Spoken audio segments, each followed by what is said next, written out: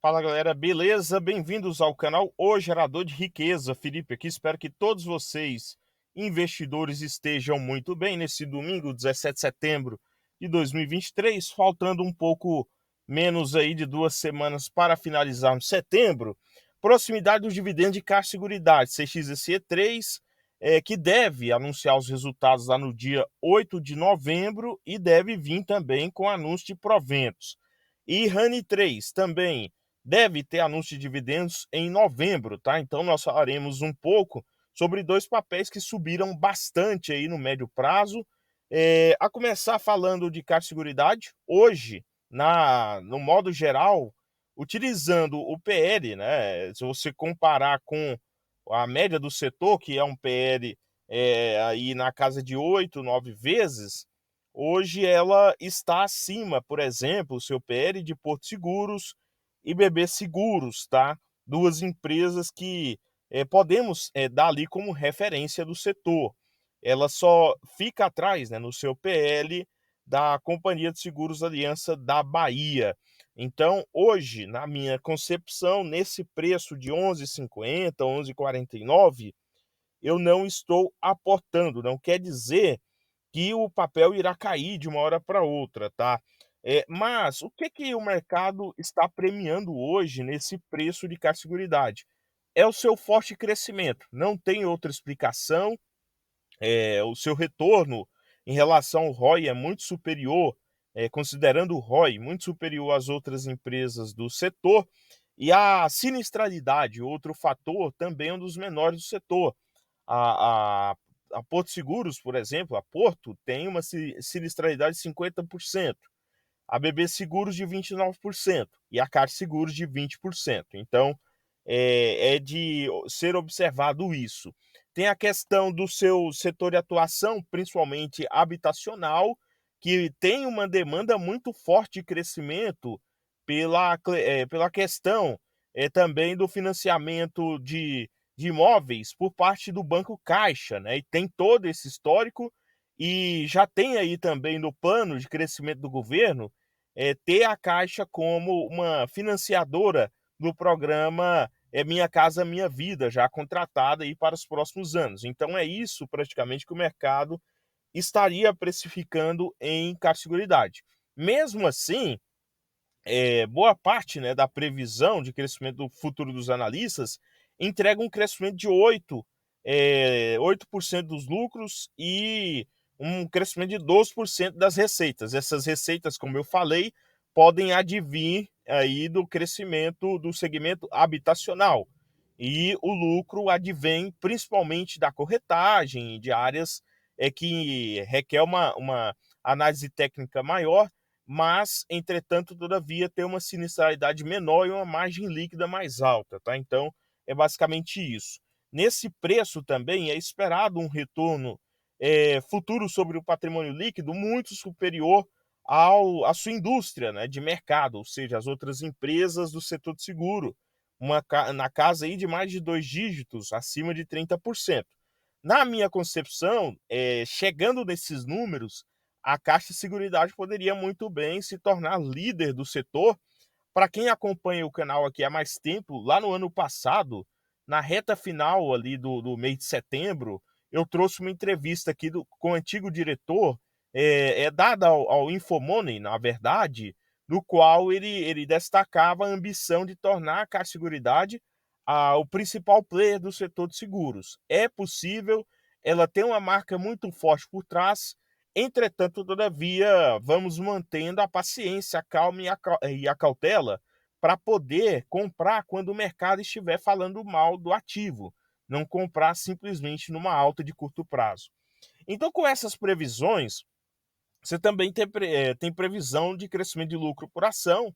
Por exemplo, é consenso entre 4 analistas que o lucro por ação para 2024, ou seja, dezembro de 2024, pode chegar de 1,27 a 1,31, considerando que hoje, né, a política de distribuição de dividendos ela é aí superior a cerca de 80% de tudo que a empresa lucra. Então, você tem aí, né, chegando nesse consenso, uma média de vamos estimar que chegue a 1,29, você teria R$ 1 fácil de dividendo distribuído por ação, e há em mesa, né, aquela pauta de tornar a periodicidade dos dividendos de maneira pagos trimestrais, tá? Então, você teria fácil aí cerca de 25 centavos por ação pago trimestrais. Tudo isso requer um crescimento dos lucros, tá? E isso pode acontecer. Agora, você tem aí também para dezembro de 2025 um contínuo, tá? Aí um dividendo superior a 9% também. Então, pessoal, nesse sentido, eu não vendo as minhas ações, muito pelo contrário, longe disso, é o pensamento de longuíssimo prazo. Para mim, Caixa Seguridade é uma daquelas empresas da safra de IPO de 2021 que vieram para ficar na bolsa, ou seja, devem ter caminho e estratégia bem sucedido, não no sentido aqui de profecia, mas no sentido de tudo que a empresa está entregando, tá? É uma empresa séria, até agora não entregou nada de negativo no sentido de perder fundamentos. Pelo contrário, tem ganho cada vez mais a minha confiança como investidor, pensando no longo prazo. Entretanto, na subida no curto prazo desses preços, inflacionário do jeito que o mercado faz, né? Aos quais lá no início do ano você comprava Caixa Seguridade CXEC3 na faixa de R$ 8, R$ 7, não faz sentido você pagar quase o dobro em cerca de 6 meses, tá? É melhor esperar uma certa correção e, enquanto isso, coletando os dividendos. Isso pode mudar. Na minha concepção, ali no preço de R$ 10,50, R$ 10,70, eu posso reavaliar um aporte. Não quer dizer que será os aportes de maneira tão constante como eu tinha feito recentemente. Será com volumes menores, tá?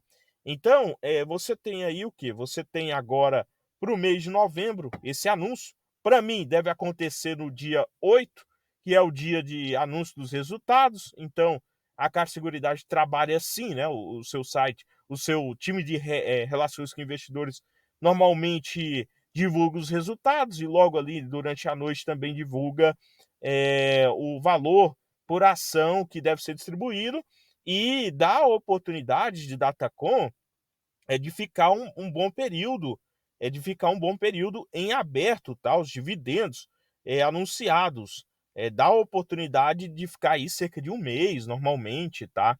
Vamos ver como é que será feito nessa reta final do ano. Agora, outro papel também que está chamando atenção pela alta, podemos dizer que uma certa até que correção de valor justo do papel, no caso de Irani, que estava praticamente doado em bolsa, né? Irani ninguém queria, ou começou a ter um interesse mais nesse ano, boa parte ainda dos investidores nem conhece a empresa. É uma empresa que ela não tem a sua atuação total no segmento de celulose, pelo contrário, a sua atuação está no ramo de embalagens, né? E muita gente acaba sendo persuadido e comparando com Calabim, Suzano, mas é uma empresa diferente, tá? A sua atuação, acho que ela tem mais a ver com B2B, né? Ou seja, ali com empresas do setor de alimentos, empresas de indústria, né? Que está localizada ali em Santa Catarina, principalmente, região sul. Então, ela tem mais a ver com o setor industrial de embalagens. Essa é a minha concepção até agora. Não que ela não trabalhe também com pinos de eucalipto e tudo mais. Mas, olhando os indicadores, você vê que para uma small cap ainda está interessante Irani, Rani 3, olhando o PL, olhando o EV/EBITDA e EV/EBIT. Porém, pessoal, hoje eu tenho a concepção, na análise fundamentalista, que esse PL ele pode, se o lucro não continuar dobrando, né, se o lucro não dobrar para o próximo ano, você tem um PL na casa de 8, 9 vezes, ou seja, mais aí próximo do justo. Então, hoje eu não compro nessa faixa aí de 11,50 também. Prefiro esperar a empresa ter bons novos resultados e prefiro esperar também o mercado começar a bater novamente, tá? Acredito eu que nesse momento é o momento que todo mundo começa a olhar. E quem entrou lá no início tem que ter uma certa paciência, vai coletando os dividendos, não precisa precipitar-se, né. Então, um dos fatores que eu gosto de olhar também é a questão do quanto você está pagando em relação o que a empresa fatura. E hoje nós estaríamos pagando 1,87 vezes. É um absurdo? Não, não é um absurdo. Entretanto, eu lembro de trazer aqui vídeos no canal que nós estávamos pagando abaixo de uma vez o preço sobre receita. Portanto, isso quer dizer o quê? Que o papel andou. Isso no mínimo, tá? Para ser aí sincero, o papel andou. E hoje, por não ser uma empresa endividada, por ter boas margens e tudo mais, mesmo assim eu não vendo, porém eu espero aí melhores indicadores, ao menos no curto prazo. Quando eu falo melhores indicadores, é uma certa correção para voltar a aportar, tá, pessoal? É uma certa correção, alguma notícia negativa, alguma deixa aí para você poder voltar a aportar ou estudar aí em relação a alguma outra aquisição, algum outro fator que vai elevar mais ainda o patamar da empresa. Acho que esses são fatores também que devem ser observados. Além disso, pensando em proventos, nós vemos que hoje a Irani ela tem uma periodicidade trimestral, eu acho que é uma vantagem muito forte. A Irani ela já, como empresa small caps, ela consegue ser aquela empresa de cresce dividendos, né? Ou seja, crescimento mais dividendos, com uma política muito bem estabelecida em relação ao seu endividamento. E isso te traz uma certa previsibilidade em relação à companhia, uma certa notoriedade em clareza ao seu acionista, né? Então, do que esperar dos resultados, do comprometimento com o acionista.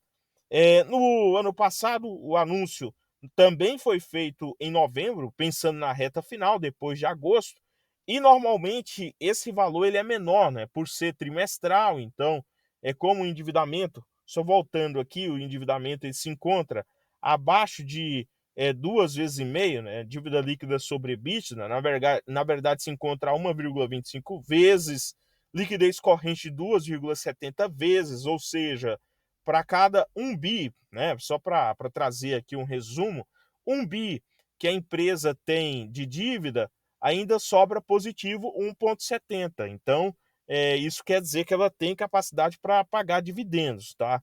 Ou para sanar suas dívidas e etc. Portanto, pensando em proventos, 0,8, 0,9 por ação não seria nenhuma novidade, mas ali para você ir coletando e não vender, tá? Nesse período de alta. Portanto, pessoal, esse foi um vídeo aqui. Amanhã traria um novo vídeo aqui pensando na semana e olhando também um papel que está muito fora do radar, por mais que é alvo de altas aí no curto prazo, mas vale no mínimo estudo. Vou falar um pouquinho sobre o Banco da Amazônia, ou Banco Amazônia, né? O Basa 3, que tem pouquíssima liquidez, paga um bom dividendo em relação ao percentual de yield anual, porém, entretanto, a periodicidade é muito ruim, tá? Hoje eu estava estudando um pouco esse banco nesse dia de domingo, gostei bastante pela questão da solvência do banco, pela questão de ser muito estável, né? Além também de pertencer à União, portanto, ele tem uma certa proteção ali em distribuir crédito, né? Então, trarei aqui um pouquinho da minha visão sobre o ativo, pensando em iniciar a posição ou não. Portanto, pessoal, esse foi o vídeo. Inscreva-se se você é novo, compartilhe, curta, comente. No mais, desejo bons apostos a todos vocês e até o próximo. Valeu demais!